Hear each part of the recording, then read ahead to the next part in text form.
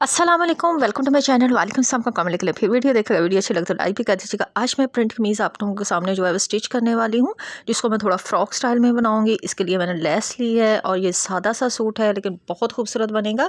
सादी सी डिज़ाइनिंग करेंगे लेकिन प्यारी भी लगेगी, डिसेंट भी लगेगी। और लेस मैंने ली है मैरून कलर की और गोटी मैंने ली है इसके साथ गोल्डन कलर की। थोड़ी सी गोटी मुझे चाहिए, मैंने इसके नेक के ऊपर डिज़ाइनिंग करनी है।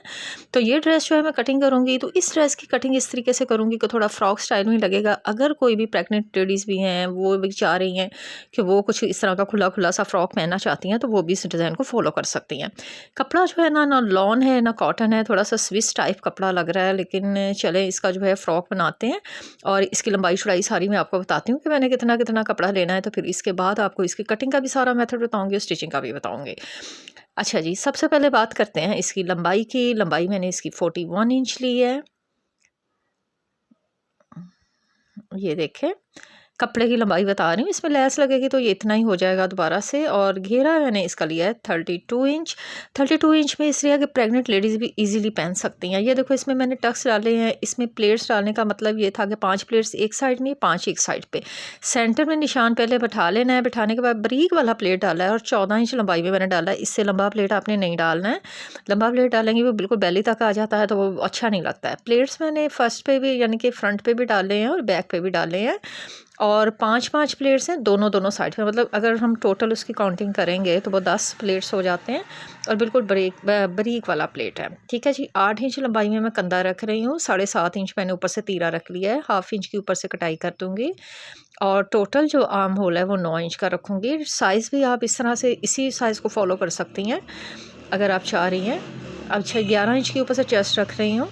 और देखो, यहाँ से मैं बिल्कुल भी इसको किसी किस्म का कोई शेप ज़्यादा नहीं देने वाली हूँ।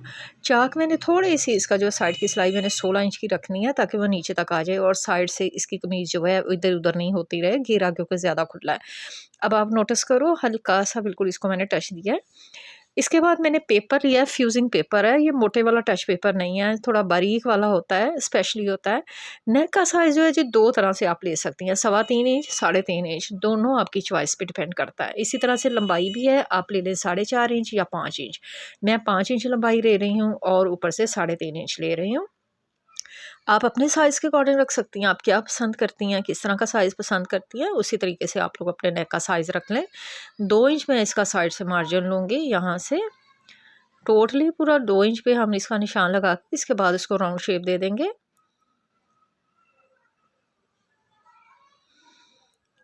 अब जो निशान लगाए, इन्हीं निशान को फॉलो करते हुए हम इसको दोबारा से राउंड में ले आएंगे।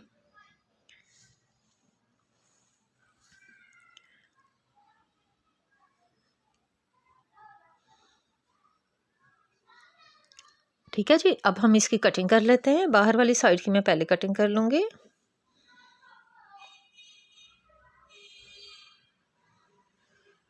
अब सेंटर से गले की कटिंग कर लेंगे।